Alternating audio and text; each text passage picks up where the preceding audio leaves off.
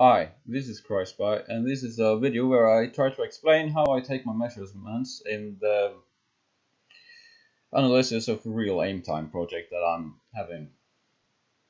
So, what I usually do is to use this equation here to estimate an aim time for the specific tank and the specific type of movement or penalty, such as hold reverse, tilt reverse, moving, firing, and the like. And let's just pause there. So what I do is that I record a replay, and I use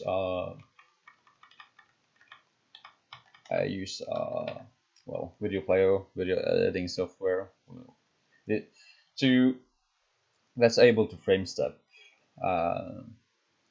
You can do this in video player as well, but just make sure that it actually does frame step as you want. So I've run into issues before that frame stepping doesn't always behave as you expect it to. But anyway, what you do is that you find your starting point, kind of, which is you can say that this is time 0. Whatever. Anyway, you note the point where the aiming circle starts to shrink. Or sometimes you have to do it before that because of how the game behaves.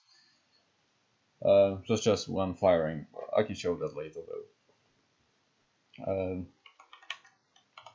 So this is hold reverse. It's fairly straightforward to find the frame that you need. Is just you see tank stops traversing here, and immediately the aiming circle starts to shrink. So this frame, perhaps even this, it's not, as you see, it's not very much of a difference between them, but you can also see here, which is kind of an issue with using frame stepping, but we'll just have to live with it, is that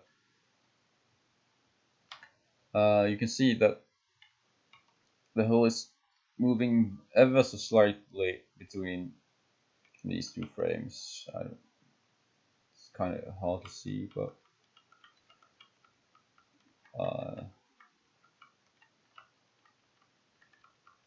anyway, so it's just one frame on or off, so it doesn't really matter that much. But yeah, take note of the time of the starting frame, such as this, and then you frame step through until you can see the aiming circle stops shrinking.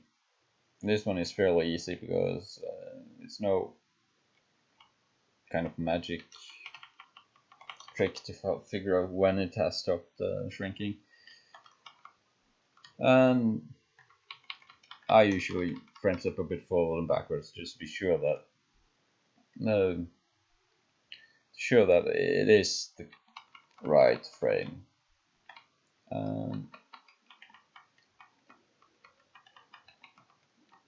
As you can see, it's I didn't do this while I recorded this, but I might have just aimed in even further so that the end circle wouldn't be as small as this one. But that's not a huge issue. You can still see the movement of the aiming circle. So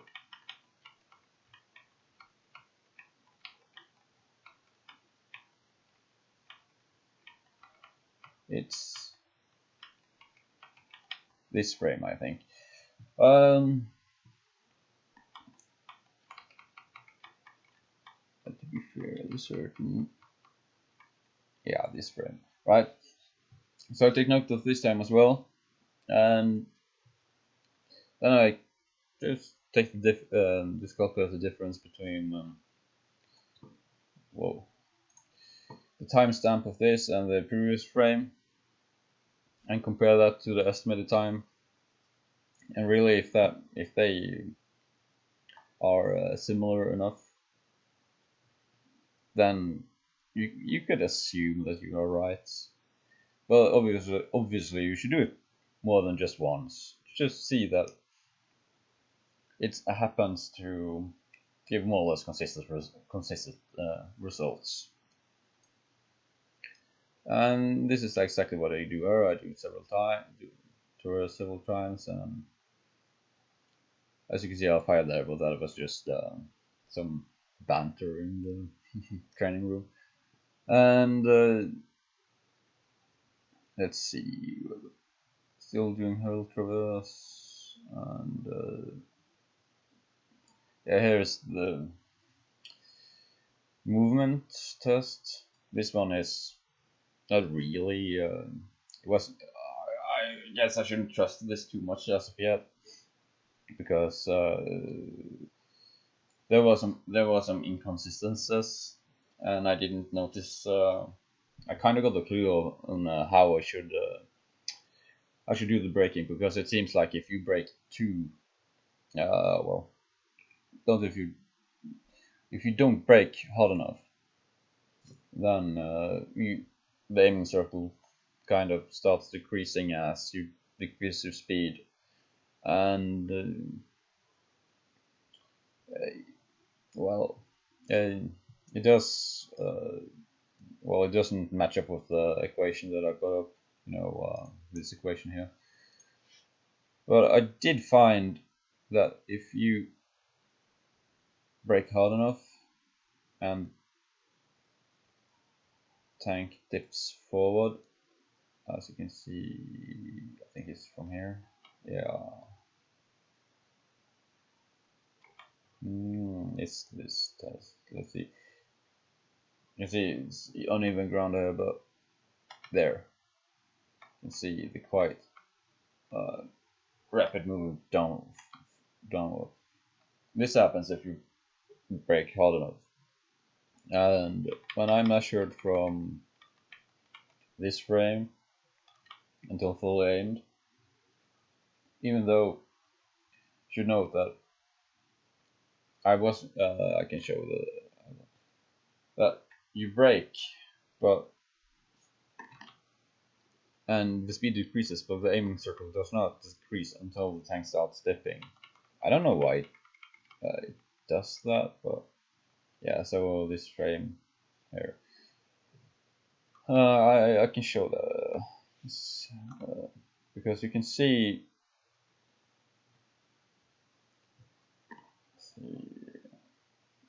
If like this, you see here that I'm going. Well, you can see that I'm going at 26 kilometers per hour, and I start braking. The aiming circle says the same, but after the tracks kind of lock up and the tank starts dipping forward, you can see it starts shrinking. It's not the easiest to see, and that's also part of the issue when you want to know when do I start to take the measurements. But yeah, if I don't brake hard enough, the measurements when stopping does not measure well, coincidence with the estimated time. I think later on I do some firing. Yes, right here. There's also something to note. I think the displayed aiming circle is not always exactly the same as well, let's say the server one, the one in code, because it seems like this kind of tries to smooth out the transitions between different aiming circle sizes, and if the change in aiming circle size is too sudden and too big, the displayed one will gradually increase to try to catch up to the, let's say, the real one, and that kind of messes things up. As you can see, when I fire,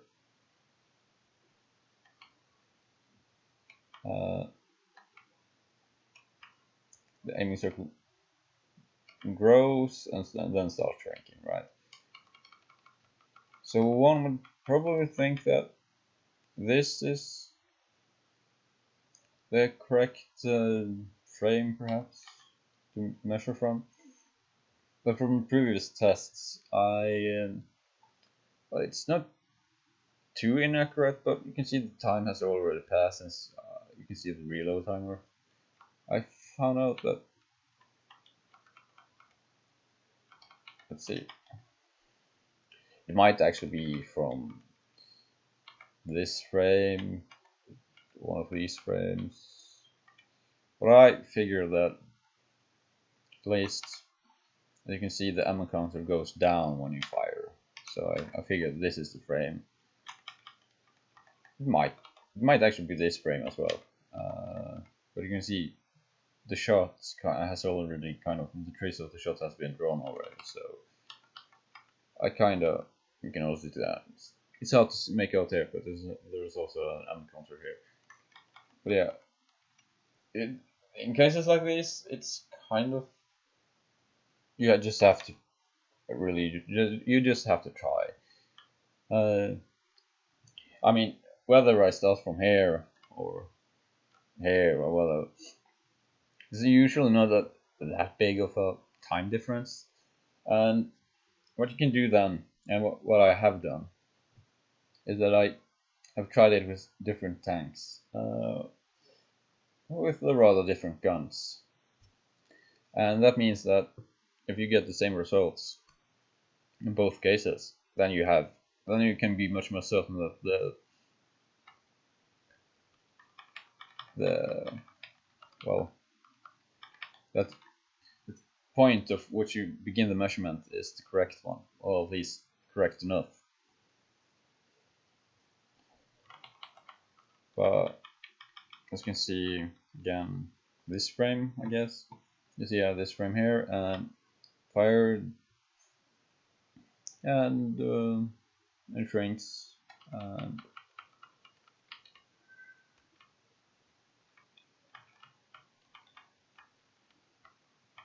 this frame, yeah, right. So you can also see that it kind of shrinks a lot here. It doesn't seem like it shrinks from this frame to this frame, but it shrinks very slightly. It's probably the magic of video recording that does screw some of the measured times up a little bit. But as long as it's recorded, you can also see that the time from here to here is 17 milliseconds. In reality, it is I think it's 16.6 reoccurring.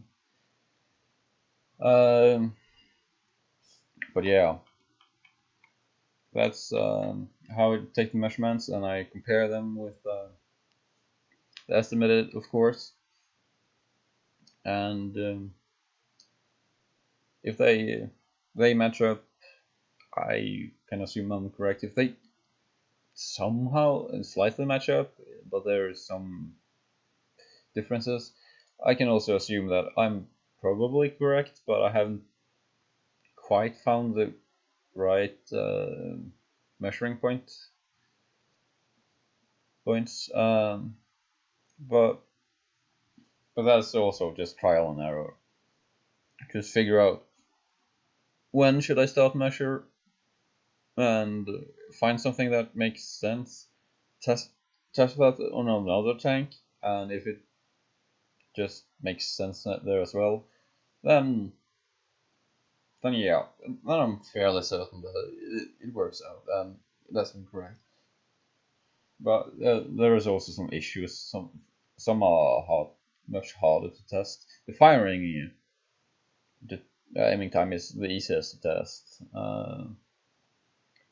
But the big issue is when I start to try to see how they act together when they, say you fire on the move, you traverse while you're, you traverse your turrets and your tank while going at speed, right? So you lose speed when you traverse, and you may not traverse the tank at full speed and stuff like that. And that's probably going to be a huge pain to figure out. But as of now, I'm just trying to verify that by themselves the aiming times for movement, traverse, whole traverse, tank traverse, and firing are, well, are correct. So, or incorrect. But yeah, I think that's it. If you have any questions at all, feel free to ask me either in comments or preferably in the forum thread. And with that, I'll just say thank you for watching the video.